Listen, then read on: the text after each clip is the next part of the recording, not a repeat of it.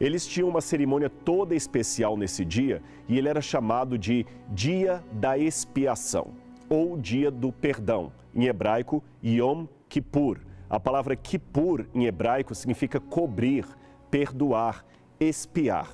A palavra expiação hoje talvez não é tão assim de domínio público, as pessoas quase não a conhecem. Expiação significa apagar a culpa de alguém através de uma substituição. Nesse caso, a nossa culpa foi apagada porque Cristo nos substituiu na sentença de morte. Ele morreu em nosso lugar. E o santuário devia antever, de uma forma didática para os hebreus, aquilo que aconteceria com o Messias na cruz do Calvário anos depois.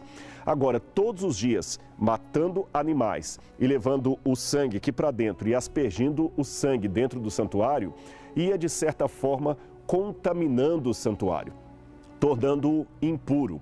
Então, nesse dia especial do dia do perdão ou dia da expiação, uma cerimônia diferencial era feita. Nesse dia, os sacerdotes e levitas traziam 2 bodes.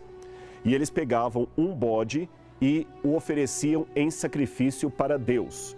O outro era oferecido para Azazel. Este segundo bode não era morto. Apenas o sacerdote confessava os pecados sobre a cabeça do animal e ele era solto no deserto. Aquele bode que era sacrificado tinha o seu sangue levado até o lugar santíssimo e apresentado perante Deus. Então, neste dia, todos deveriam estar purificados num processo de purificação que incluía, inclusive, o santuário.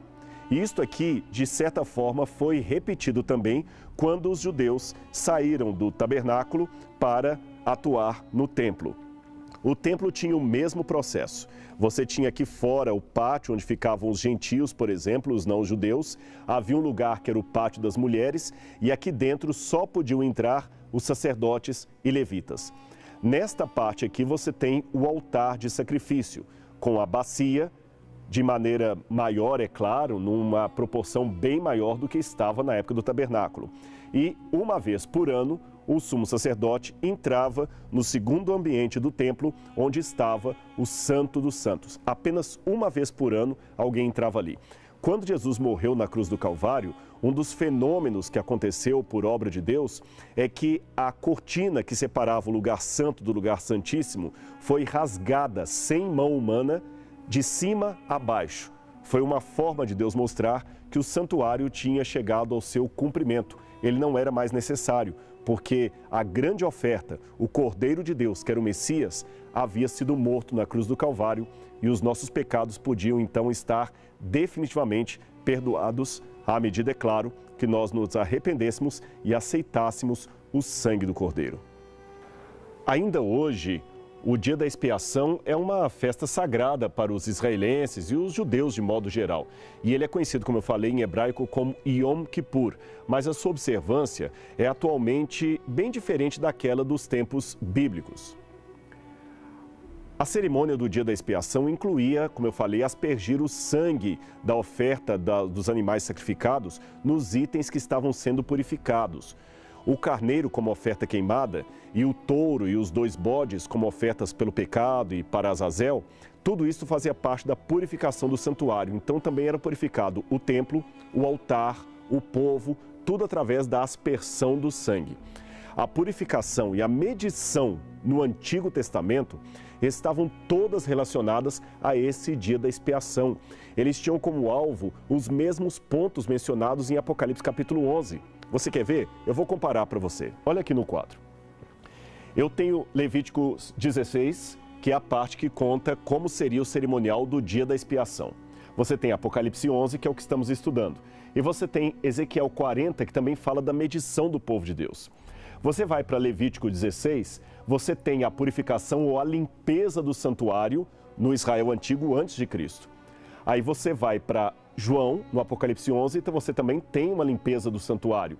E em Ezequiel também uma purificação. Quer ver? E em João começa medindo-se o templo de Deus, no lugar santíssimo. Em Levítico você também começa com o propiciatório que fica no lugar santíssimo. É ali que o sangue era primeiramente aspergido. Em Ezequiel 40, você tem também o templo, onde era o começo daquele processo de medição. Você volta para o Apocalipse, em seguida, depois do lugar santíssimo, você tinha a medida do altar de incenso. E no Levítico, o próximo passo era justamente aspergir sangue no altar de incenso. E no livro de Ezequiel, o próximo passo depois do templo também é o altar de incenso. E o terceiro passo no Apocalipse é medir as pessoas.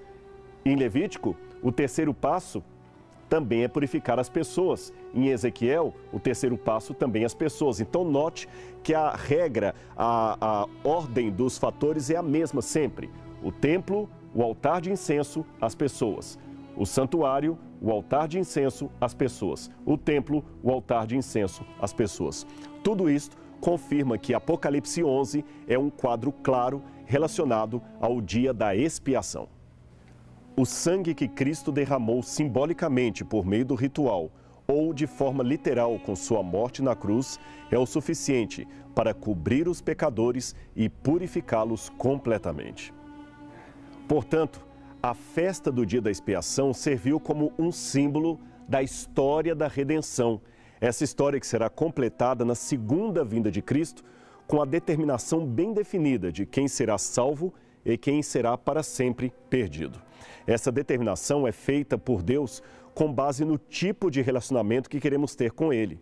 Assim, ao medir o templo de Deus e o canal de comunicação, no caso o altar, as orações, que Ele colocou à nossa disposição, nós podemos ter a certeza de que o nosso Senhor cumpre a sua promessa de permanecer e proteger o seu povo. O que precisamos fazer é vir a Ele em oração, com arrependimento sincero e aceitação do sacrifício de Jesus.